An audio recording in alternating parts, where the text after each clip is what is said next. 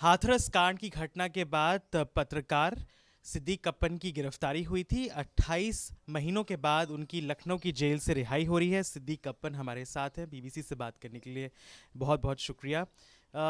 आपके पहले थॉट्स, आप जेल से बाहर निकले हैं, बेल पे निकले हैं, आपका कैसा रहा? मतलब जेल में लोगों का व्यवहार कैसा रहा, उसके बारे में कुछ बताइए।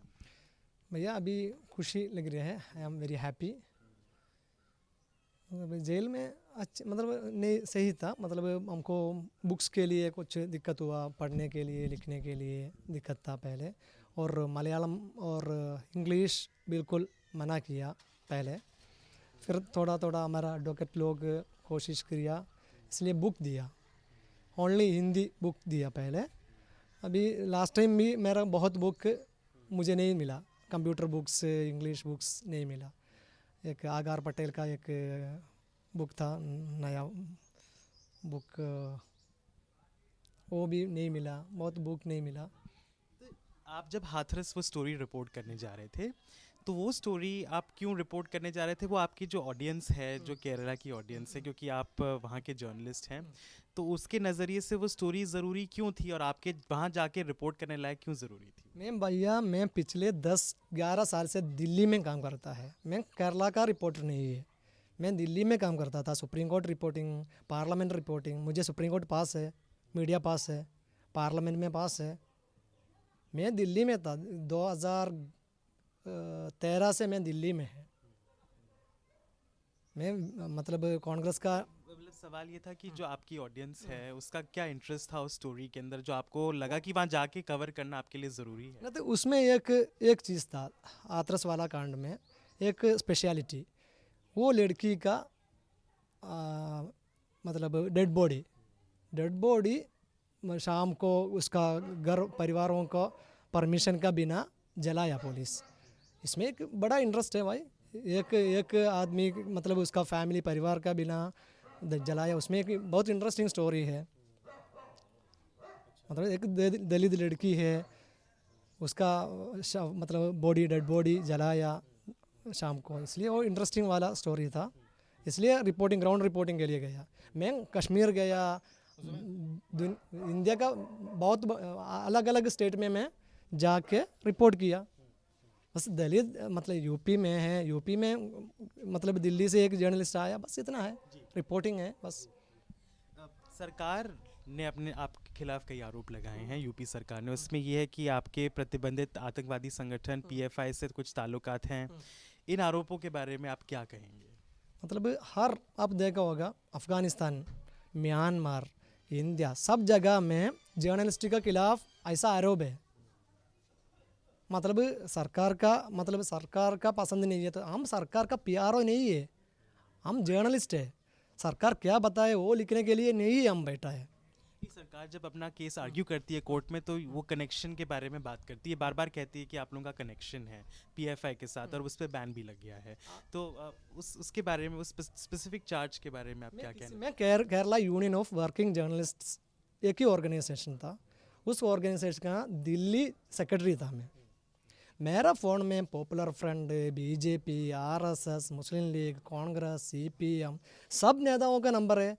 राहुल गांधी का नंबर है, पी चिदम्बरम का नंबर है, उससे चैटिंग है। मैं इधर आने के पहले दिन बीएमएस का नेशनल प्रेसिडेंट को फ़ोन किया। मुझे आप ये लगाओ मैं बीएमएस का आदमी है या आरएसएस का आदमी है, कांग्रेस का आदमी है। मैं इधर आने के पहले दिन, 2 दिन पहले, राहुल गांधी का पीए को मैं मतलब क्वेश्चन भेजा, इंटरव्यू क्वेश्चन भेजा, वो भी मेरा मोबाइल में है। सुप्रीम कोर्ट में बहुत जज, उसका नंबर है। ये मीडिया पर्सन है।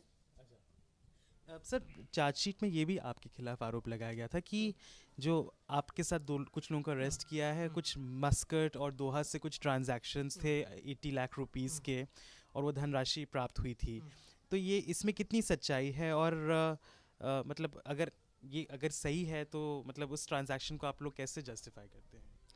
मतलब उसमें कुछ किसी को ट्रांसैक्शन नहीं है। एक आदमी का, मेरा साथ एक लड़का था, वो मेरठ का एक यूनिवर्सिटी स्टूडेंट था, एक जामिया का स्टूडेंट था। इस दोनों को अकाउंट में कुछ ऐसा ऐसा ट्रांजैक्शन नहीं है। इसके बाद किसी को अरेस्ट किया, उसको बताया ये ओमान में काम करता है, उधर जॉब करता था, उसका सैलरी होगा, एनआरआई अकाउंट होगा, उसमें मुझे क्या देना लेना है? उनका आपसे कोई रिलेशनशिप? नहीं, मेरा अकाउंट में इस मतलब को एक्यूज्ड ऐसा बताएंगे आरोपी, उससे कुछ मतलब पैसा ट्रांसैक्शन या कुछ नहीं है मेरा अकाउंट में। आपके पास कोई फाइनेंशियल डीलिंग्स नहीं है? कुछ नहीं।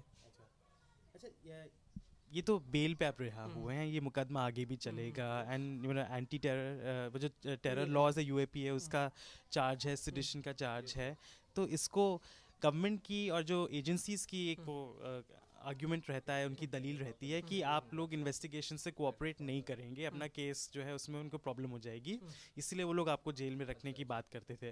तो आप कोऑपरेट करेंगे इस इन्वेस्टिगेशन में? आपका क्या स्पिरिट रहेगा इस इन्वेस्टिगेशन को लेकर? Sure I will fight against ऐसा मतलब एलिगेशन है, मतलब अभी हमको चार्ज फ्रेम किया, हमारा यूएपीए केस में चार्ज फ्रेम किया, वो प्रोसीजर फॉलो नहीं किया, ये कैसा है? देखो एलिगेशन हमको, हम जर्नलिस्ट है, हम किधर भागेगा? हम पब्लिक डोमेन है, हम पब्लिक डोमेन में मौजूद है। तो आप दिल्ली में रह के जर्नलिज्म करेंगे अपना, कहाँ रह के? जरूर, श्योर। अच्छा, आपकी पत्रिका अजीम मुखम जो है वो क्या बंद हो गई है, चल रही है, उसके बारे में क्या है? मुझे याद पता नहीं क्या हो। तो आप जब जर्नलिज्म करेंगे तो आप इंडिपेंडेंटली करेंगे या you will go back to that publication? What is that like? नहीं, मतलब किसी मीडिया में जाएगा, मतलब कंटिन्यू करेगा, ऑर्गेनाइजेशन में ज्वाइन करेगा। अकेले नहीं करेंगे? नहीं। और जेल में मतलब क्या क्या हुआ उसमें, क्या लोगों का कैसा व्यवहार था? हमने देखा कि चीफ मिनिस्टर ने केरला ने लेटर भी लिखा था जब कोविड के टाइम पे आप बीमार पड़ गए थे, कुछ ऐसा एलिगेशन आया था कि आपको शैकल करके रखा था वहाँ पे हॉस्पिटल में। वो एलिगेशन कितना सही है या सिर्फ बस बात उड़ गई? वो रियलिटी था भैया। केएम मेडिकल कॉलेज में मुझे एक हफ्ते हथकड़ी लगा के टॉयलेट जाने के लिए भी मना किया, वो सही था, एलिगेशन नहीं है, वो रियलिटी था। वो एक्सपीरियंस क्या था, उसके बारे में क्या बता? वो भैया, वो पास्ट इज पास्ट। यहाँ से जाने के बाद, लखनऊ से जाने के बाद आप क्या करेंगे? वो 6 हफ्ते उधर रुकना पड़ेगा, दिल्ली में रुकेगा, और जॉब है तो जॉब भी करेगा, हम ऐसा नहीं बैठेगा। आपकी वाइफ भी है यहाँ पे, रायनाथ। आपको अच्छा ठीक है, कोई बात नहीं, मैं in English, can I speak in English? Okay okay. So what do you feel now that he's walked out of jail today? What are your emotions, because we saw you hug him outside at the jail? I'm very happy, very happy. How difficult has it been for you to get bail for him? Because I know you've been trying for a very long time to get people to give sureties. Journalists were not coming forward, and very strict conditions have been imposed. Can you tell us about that struggle that you faced? Well, it's like this time, the first time we were in search of when in the time of in search of sureties, we had a really tough time. But some of great personalities from Lucknow showed what to say.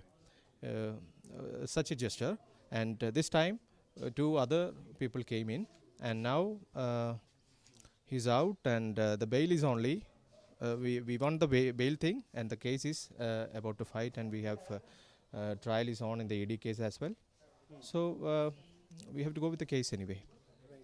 But you know, these charges are very serious, and he is out on bail. But the fact that he'll have to keep coming back for trial, and you know, so how is that going to proceed? Have the charges been framed in this? The charge sheet we know has been filed, but have the charges been framed? Which is what the lawyers of the state government told the Supreme Court, that the charges are being framed. Yes. Regarding the ED case, that's right. But in the NIA case, we have challenged the framing of charges and discharge petition pending thing also in the High Court. What level is the discharge petition pending? Well, it's like High Court gave us an order, like the Sessions Court has to hear the discharge petition afresh. So the NIA trial is in a way suspended. So the ED trial is on, and the coming date is 17th. And it is clear in the bail conditions that he has to complete the condition, has to cooperate with the trial and all. So we'll complete that So definitely. what happens next? You go from here to Delhi for 6 weeks and then onwards. Well, he has to be there in Delhi for 6 weeks, 6 weeks as per the Supreme Court order. So in the order it says he can travel to Lucknow during this time period in need of the trial, for the trial Trial purpose. court for the NIA is in Lucknow. Yeah, both courts are in Lucknow only. Both are special courts. So we will fight with the case. We have to defend our part. And how confident are you that the evidence is leaning towards your side? Because obviously the other side has given a charge sheet that runs into thousands of pages. Well, it's like Government. yeah, the bail given by the Honorable Supreme Court and bail given from this Lucknow bench of Allahabad High Court. We know that what happened during the argument of trial, I mean the bail. So in the trial also, we wish we can express our part, we can defend our part. So both higher courts given already gave us bail, and all those things again will come again. Okay. शुक्रिया BBC से बात करने के लिए। तो ये दानिश थे जो कप्पन के वकील हैं, जो बता रहे थे कि अब इस मुकदमे को लड़ने की उनकी तैयारी भी पूरी रहेगी। उनका परिवार यहाँ पे मौजूद है, उनकी वाइफ और उनका बेटा। जाहिर सी बात है इस पूरे डेवलपमेंट से काफ़ी खुश हैं, कप्पन की रिहाई से खुश हैं, और कप्पन का कहना है कि वो पूरी तरीके से इस केस में कोऑपरेट करेंगे और इसके अंतिम अंजाम तक पहुंचाने में इन्वेस्टिगेटिव एजेंसीज का साथ देंगे। लखनऊ से अमन द्विवेदी और शुभम वर्मा के साथ अनंत सनाने।